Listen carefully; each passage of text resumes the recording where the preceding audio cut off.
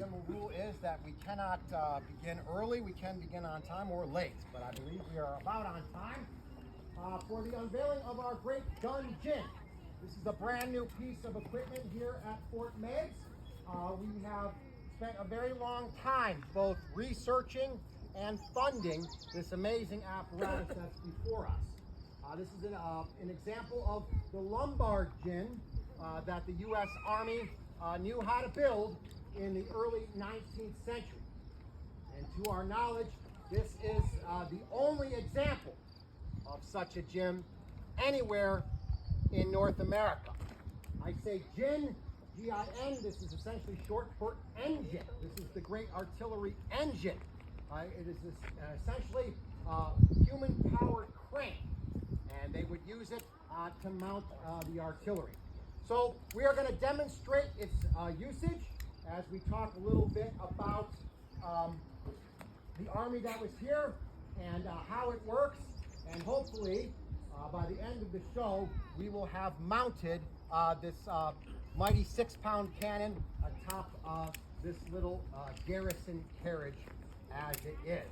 So I just wanted to welcome everybody and share with you and in you that this is kind of a magical moment for us at Fort Meigs, to be able to debut something so rare, something so beautiful, something so hardly fought for.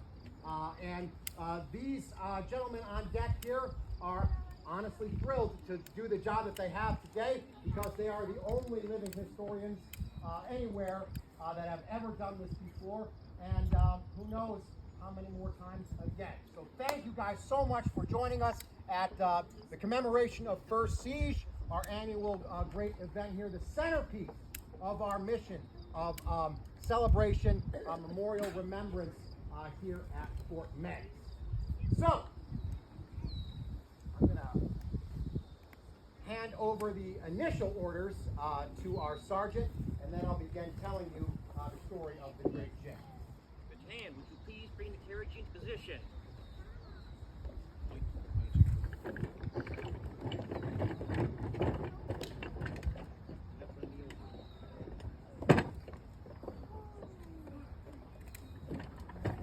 The United States Army that's on the move to this location, they are moving in winter. This is a rare over-the-winter campaign.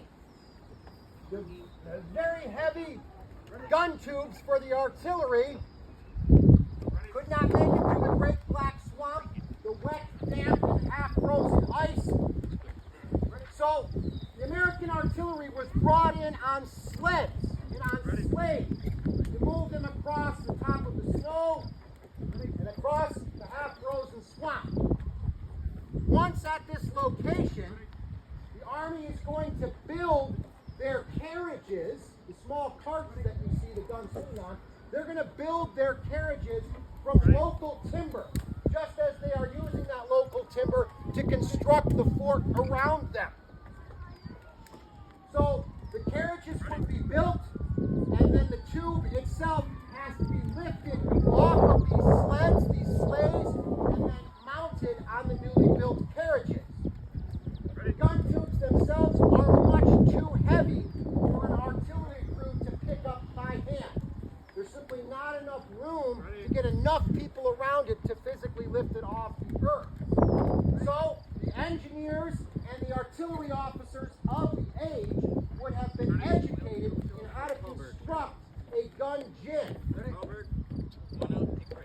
And they're going to use this to help lift the guns up to mount them. The idea behind the gin is a single artillery crew can take care of their own gun and its mounting.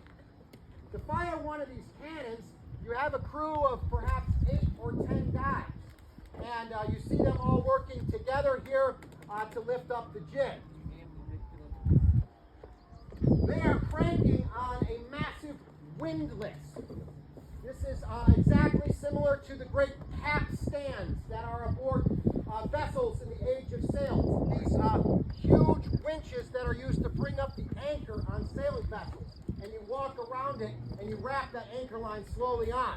This is exactly what they are doing. They are wrapping the line onto the large drum. You see we have on the windlass, a small and a large. And so they're using the large wheel to pull off an enormous amount of rope from the small wheel as it's added on the far side. This is very similar to how the gears on your bike work, right? The larger gears make it easier to pedal, so lifting it up is not the great challenge. This is the smallest type of cannon that was available to the Americans and the British during the first siege of Fort Meigs. So it weighs the lightest. This is probably just under 1,000 pounds of weight that they're lifting. But historically speaking, with the lumbar jig here, we know that it's possible for just 2 men to lift up a giant 24-pound cannon, essentially one 4 times the size. Just 2 men could do it in about 20 minutes. And as you've seen here, these guys have gotten this gun high enough in a very short amount of time. I haven't even finished talking about the gin by the time that they are all done. But they've got it high enough, it seems, and they've maneuvered their newly bought carts into position, and now they have to lower it down. And believe it or not, lowering it is much more physically demanding than lifting it, because now we have to wrap line on the small drum. We've changed our bike gear, and we're in a much smaller gear, very difficult to lower it. So the manpower comes and they have to swap people in and out just to keep going. Because there's so much leverage involved here, you have to crank an enormous amount to move that gun a very small degree. So it's exhausting work and they're swapping guys out. In order to completely free the gun, they have to lower it enough to take tension off of the block at its base. And then they can maneuver the gun into position. So we know the American Army arrived here on February 2nd, 1813. And by February 18th, just 2 weeks later, that army had mounted 4 giant 18-pound cannon, 4 12-pound cannons, and several high-angle howitzers here. So in just 2 weeks, they had mounted about a dozen guns in this manner right on this spot. This was the Grand Battery, the largest artillery position of the Americans here. And 2 weeks, a dozen guns. And ladies and gentlemen, how about an enormous round of applause for this artillery crew.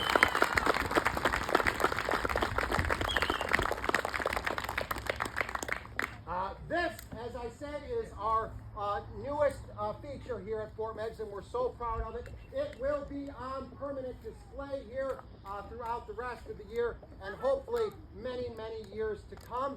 It is designed for outdoor use, but it could also be transported if the Army needed to move on and rebuild someplace else. But a fantastic piece of equipment, a fantastic celebration here, the first siege at Fort Meigs. And fantastic thanks to you guys for joining us here. We're going to invite the audience up to meet our artillerists to inspect the gin. They can answer any questions that you have. I can answer any questions that you have. But absolutely fantastic. No one has seen this done before, including myself, so I am immensely pleased. We have seen the guns mounted. And in about 15 minutes, you will see the guns in action. Our artillery demonstration will be right down the north wall here at the small battery, where you see the Star-Spangled Banner flying just to the east there. So we've got a short amount of time to inspect the gin, to mix with the artillery crew that have done the heavy lifting, and then we'll see you for the great firing at Little Battery Beyond.